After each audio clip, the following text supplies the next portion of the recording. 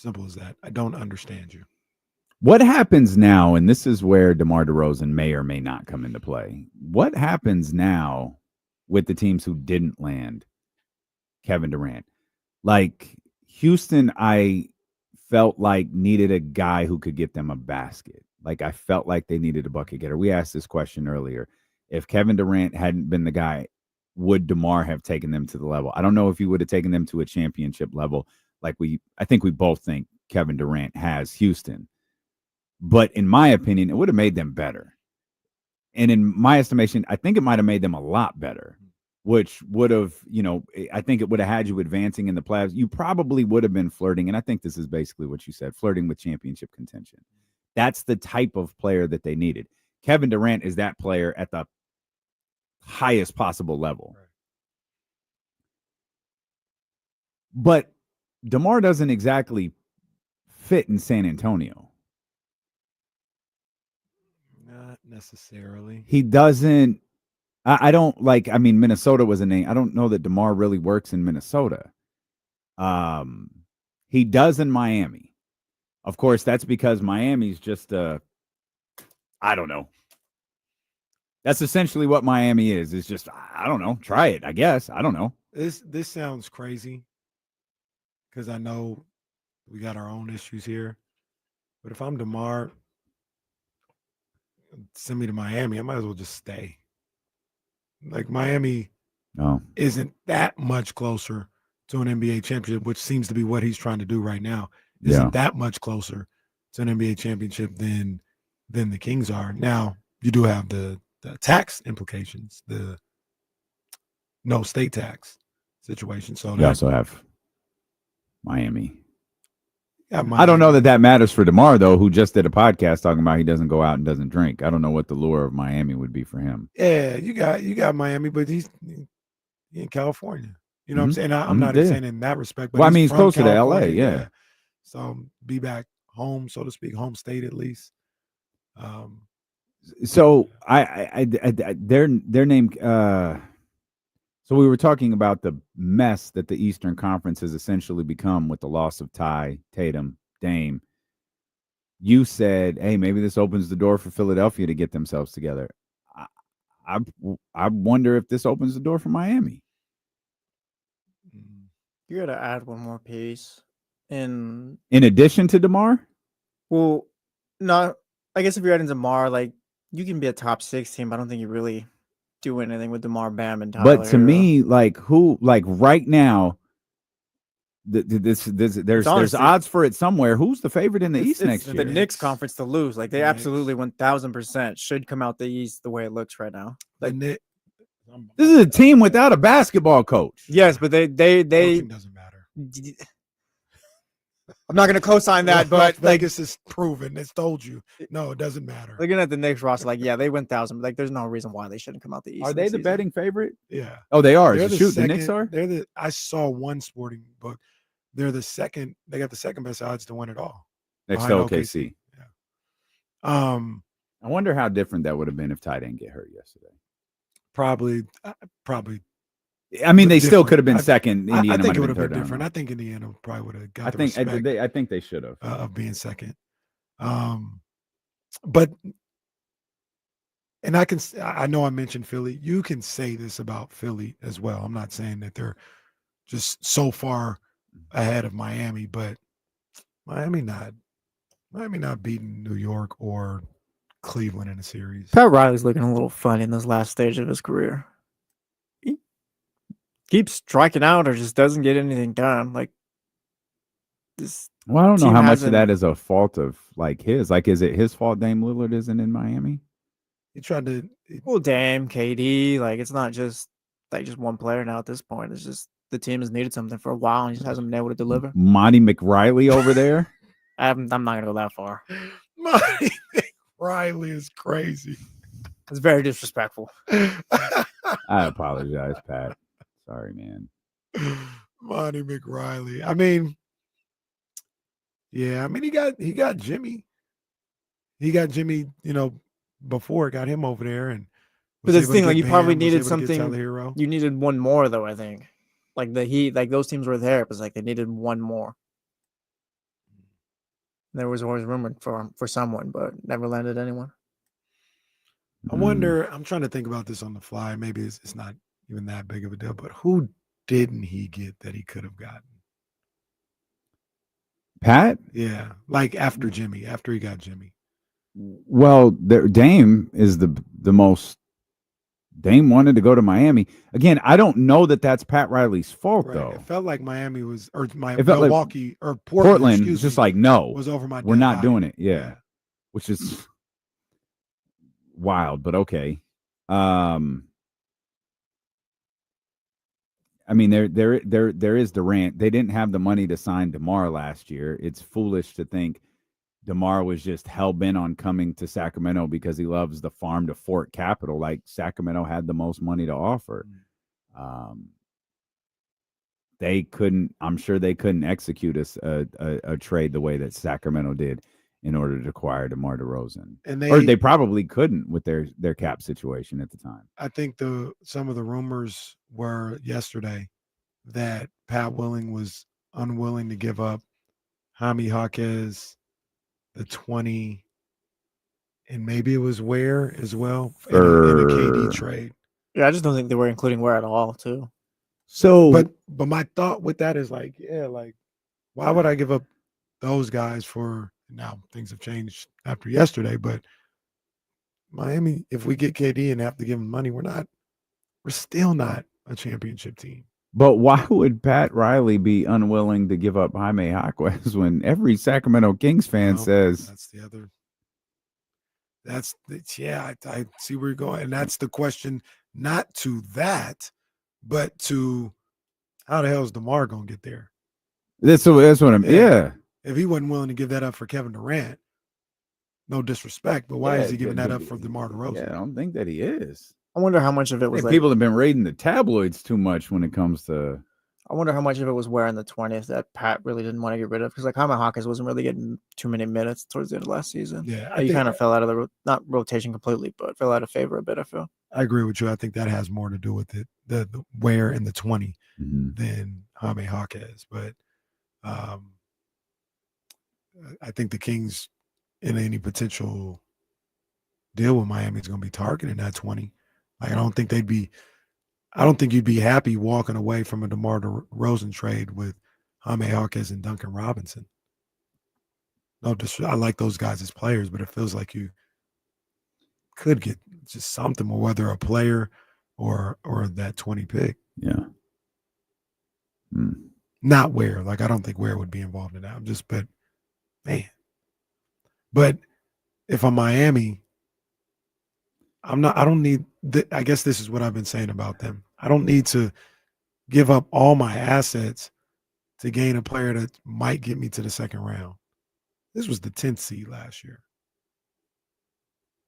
Now you are in the East. And you were in the East before the injuries. That was already looking suspect. But now with the injuries, it's looking even more suspect. But if I got DeMar DeRozan, if I'm Pat Riley, are we better than Detroit? Are we better than New York? Are we better than Cleveland? Can we even realistically beat those teams in this series? I don't know about that. But is that the Orlando? I forgot about them. Is that the only way, though, to look at? Is that the only way to look at constructing your team? Like Miami right now. You talk about let's say you move off a Jaime Jaquez, you fill it out however you want to. Is there a 1-year plan, 2-year plan, like 3-year plan? Is it like, okay, maybe we're not better than such and such, such and such, such and such. We're gonna fight. That's what we do. Eric Spoelstra is gonna have them fight. We're gonna have DeMar DeRozan here, who's one of the most accomplished players in this league. We know what DeMar is going to be good for. We're going to remain relevant in this conference. We're going to remain relevant in this league. And then next year, when DeMar's contract essentially gets cut in half, DeMar retires, DeMar goes to play somewhere else. Now we've got a little extra cap money. We're still Miami. I'm still Pat Riley. I could still attempt to make a few moves out here. I could still attempt. Like, I think there's a way to maintain a level of relevancy if you're Miami, while not necessarily competing for a championship, but still essentially competing for a championship. Like, they advanced as a play-in team to the finals, which a lot like, we talk about how that the Warriors winning the title is the worst thing that ever happened to them. It's great. You have the moment, but it's also, it destroyed the entire idea of this 2 timeline thing. Remind me, I want to get back to that. The 2 timeline thing. Okay. But it destroyed that idea because it's like, yo, we can win. We can continue to win. When in reality, they couldn't, which is why they went out there and got Jimmy Butler. But the fact is, they did it. They did win. They had that moment. Miami, they got to the finals as a play-in squad. The team didn't have no business being in the NBA finals. No one believes that was the second best basketball team in the league. But if you're Miami, you're like, that's what we do. That's what we do. You don't have to believe in this. We're going to put together a squad and we're going to compete every single year. And we're going to get into the playoffs and we're going to win series that you think we're going to lose. And Heat fans could say that's the worst thing that ever happened to us because they're just going to keep trying to do that every year while we're never actually going to have a championship team. So I wonder if that's what they just fight for. Jesse said, I'll get you to the top 6. That might be all Miami feels like they need. Get me to the top 6. We'll take care of everything else from there. Well, this past playoff should have beat the starch out of that argument. Well, you remember what Cleveland? Yeah. What Cleveland did to them? Well, yeah, weren't y'all talking crazy about the way Cleveland was playing that series? Look what happened. Look how it ended up. Not winning by enough. Yeah, and they got bounced in the second round. Me and Casey were right. Oh, now we're fast forwarding. Me and Casey were right. You guys are frauds. No, we're not frauds. We were right. We were right. Frauds. No, you guys all yelled at us. We couldn't even be free on our show and get our takes out. All right. We said, yeah, Cleveland's looking a little weird. You guys are like, oh, no, you guys don't know what you're talking about. And look who got bounced in the second round. Everybody was looking weird. Cleveland and Miami. Miami, weren't they down like 50? I think they were down 70 in one game. That was an embarrassing series. Didn't Cleveland win that series by the most points like in NBA history? Yes. That is insane. Oh, man. But I making jokes, but I get your point. That could be how Pat is. I'm just asking. Yeah, that's not a team that's just going to roll over. Like, that's a team that's got. And they've earned that. They've earned that. I do think like some of it is fluky, like I shouldn't say fluky, but the NBA Finals appearance. But that is a tough team. They are super well coached, and they are somebody that when they get into a playoff series elevates to playoff basketball level. Like they do that. I make jokes about it, but what happened in this first round against Cleveland is a little bit of an anomaly with that program. Like the first 2 games they were competing. Somehow Miami, they just got backhanded when they got back home. But in the first 2 games of the series, like we were legit like, hey, they kind of let Miami hang around, or Miami's a little closer on this other stuff. So that's traditionally what they do. I completely forget about Cleveland when we have these conversations about the East next year. You gotta remember them, man. I think they'll be perfectly fine. Wow, Jesse forgets about Cleveland. Who knew? Probably not the only one. I got a wild card reference here for DeMar. Given all we've been talking about,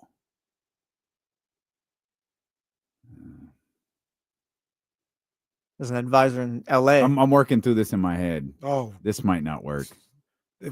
X them out. DeRozan's like, no. Who? Oh yeah, LA. No, I was thinking Indiana.